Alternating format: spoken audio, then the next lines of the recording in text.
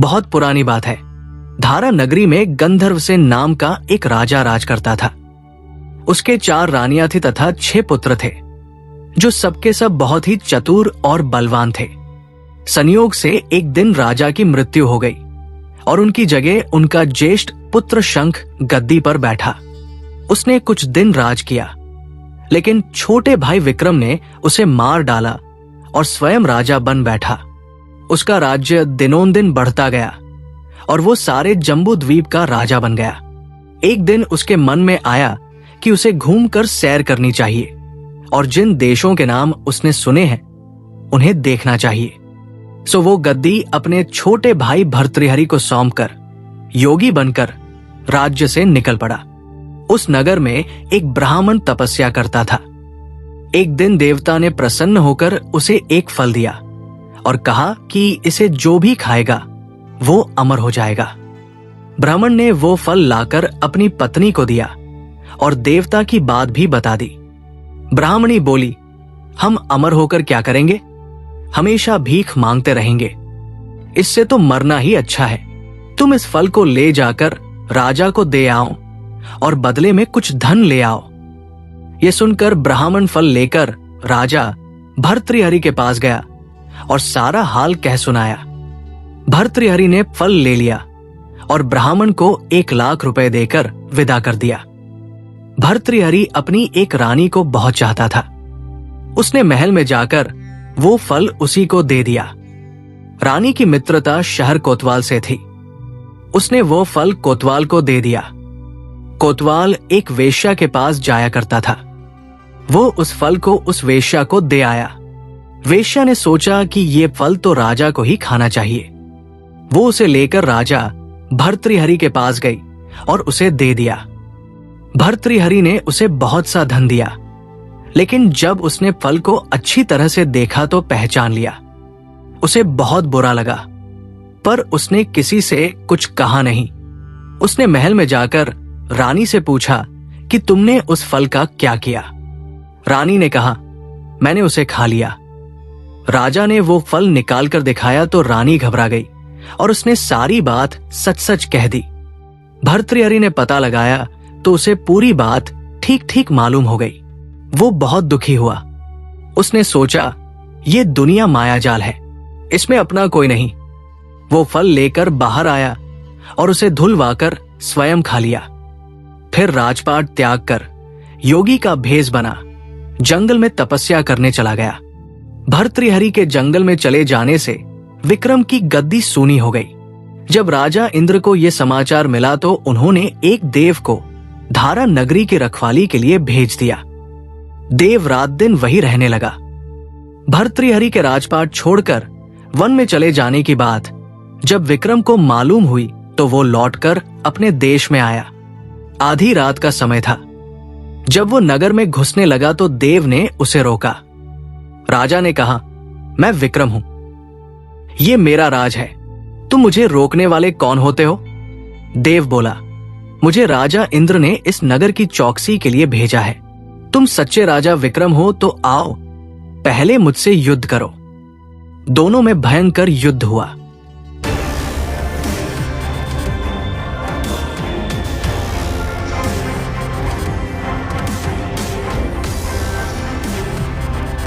राजा ने जरा सी देर में देव को हरा दिया। तब देव बोला, हे राजन, तुमने मुझे हरा दिया। मैं तुम्हें जीवन दान देता हूं और एक राज की बात बताता हूं। इसके बाद देव ने कहा, राजन, एक नगर और एक नक्षत्र में तुम 3 आदमी पैदा हुए थे। तुमने राजा के घर में जन्म लिया, दूसरे ने तेली के और तीसरे ने कुम्हार के। तुम यहां राज करते हो। तेली पाताल का राजा था। कुम्हार ने योग साध कर तेली को मारकर शमशान में एक विशाल वृक्ष से लटका दिया है। अब वो तुम्हें मारने की फिराक में है, उससे सावधान रहना। इतना कहकर देव चला गया और राजा महल में आ गया। राजा को वापस आया देख सबको बहुत खुशी हुई। नगर में आनंद मनाया गया। राजा फिर राज करने लगा। राजा विक्रमादित्य अपने न्याय, कर्तव्यपरायणता और दानी स्वभाव के लिए जाने जाते थे। इसी वजह से दूर दूर से लोग उनके पास न्याय की आस लेकर आते थे। राजा हर दिन अपने दरबार में आए लोगों की समस्याओं को सुनते और उसका हल निकालते थे। एक दिन राज दरबार में एक सन्यासी आया और अपने पास से एक फल राजा को देकर वहां से चला गया। उस फल को राजा ने अपने कोषाध्यक्ष को दे दिया। उसके बाद से वो सन्यासी हर दिन राज दरबार आकर राजा को एक फल देता और वहां से चुपचाप चला जाता, और ये उसका रोज का कार्य हो गया था। हर दिन राजा सन्यासी के दिए हुए फल को कोषाध्यक्ष को दे देते थे। इस तरह सन्यासी द्वारा राजा को फल देते हुए कई साल गुजर गए। एक दिन जब सन्यासी राज दरबार आया और उसने राजा को फल दिया, तब उस समय राजा ने उस फल को कोषाध्यक्ष को न देकर अपने एक पालतू बंदर के बच्चे को खाने के लिए दिया। ये बंदर राजा के किसी सुरक्षा कर्मी का था, जो हमेशा राजा के पास आया करता था। जैसे ही बंदर ने फल को खाने के लिए पटका, तो उस फल में से एक बहुत कीमती रत्न निकला। उस रत्न की चमक को देखने के बाद वहां मौजूद सभी लोग हैरान हो गए। राजा विक्रमादित्य भी ये दृश्य देखकर आश्चर्यचकित हो गए। इसके बाद राजा ने अपने कोषाध्यक्ष से पहले दिए हुए फलों के बारे में पूछा। कोषाध्यक्ष ने कहा, महाराज, आपके द्वारा दिए गए सभी फल राज्य के खजाने के कमरे में सुरक्षित रख दिए गए थे। मैं अभी वो सभी फल यहां लेकर आता हूं। कुछ समय बाद कोषाध्यक्ष राजा के पास आकर उन्हें बताता है कि सभी फल नष्ट हो चुके हैं, उनकी जगह पर बस वो कीमती रत्न बचे हुए हैं। राजा ये बात सुनकर प्रसन्न हो गए और सभी रत्नों को उन्हें ही वापस दे दिया। अगले दिन पुनः जब सन्यासी राज दरबार में फल लेकर पहुंचा, तो विक्रमादित्य ने उससे कहा, हे योगी, जब तक आप ये नहीं बताएंगे कि इतनी अमूल्य भेंट मुझे अर्पित क्यों करते हैं, तब तक मैं इस फल को ग्रहण नहीं करूंगा। महाराज की बात सुनने के बाद सन्यासी ने राजा को अकेले और खाली स्थान पर चलने के लिए कहा। एकांत स्थान में ले जाकर सन्यासी ने विक्रमादित्य से कहा कि हे राजन, मुझे मंत्र साधना करनी है और उसे साधने के लिए मुझे एक महान पुरुष की जरूरत है। मुझे आपके अलावा कोई दूसरा वीर नहीं मिल सकेगा। इसी वजह से मैं वो बेहद कीमती भेंट आपको देकर जाता हूं। सन्यासी की बातों को सुनने के बाद राजा विक्रमादित्य उसकी मदद करने के लिए हामी भर देते हैं। उसके बाद सन्यासी राजा को बताता है कि अगली अमावस्या की रात उन्हें पास के शमशाम आना होगा, जहां वो अपने मंत्र साधना की तैयारी करेगा। उसके बाद सन्यासी वहां से चला जाता है। अमावस्या का दिन आते ही विक्रमादित्य को भिक्षु की बातें याद आती है और वो सन्यासी को किए गए वादे के अनुसार शमशाम पहुंच जाते हैं। राजा को देखकर सन्यासी बहुत खुश होता है और कहता है, राजन, आपने अपना वादा निभाया, इस बात की मुझे बहुत खुशी है। आप अब यहां से पूर्व की तरफ जाइए। उस ओर एक महाशमशाम मिलेगा, जहां पर एक विशाल शीशम का वृक्ष होगा। उस वृक्ष पर एक मुर्दा लटका होगा।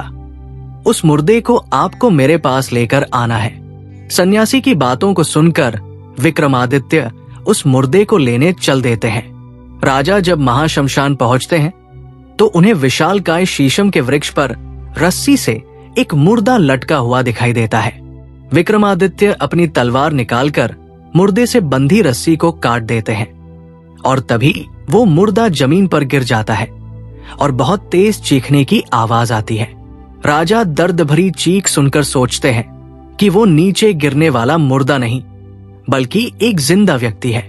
कुछ समय बाद वो मुर्दा तेज तेज हंसने लगता है और उसके बाद फिर से वृक्ष पर लटक जाता है। राजा विक्रम समझ जाते हैं कि मुर्दे में बेताल बसा है। फिर पुरजोर प्रयासों और अथक मेहनत के बाद राजा विक्रम अपने कंधे पर बेताल को टांग लेते हैं। इसके बाद बेताल विक्रम से बोलता है, विक्रम, तुम्हारे साहस को मैं मान गया। तू बहुत पराक्रमी है। मैं एक शर्त पर चलूंगा। अगर तू रास्ते में बोलेगा तो मैं लौटकर वृक्ष पर जा लटकूंगा। राजा ने उसकी बात मान ली।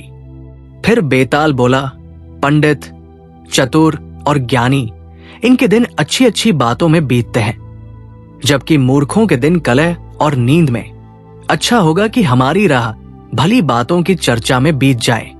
मैं तुझे एक कहानी सुनाता हूं। ले सुन,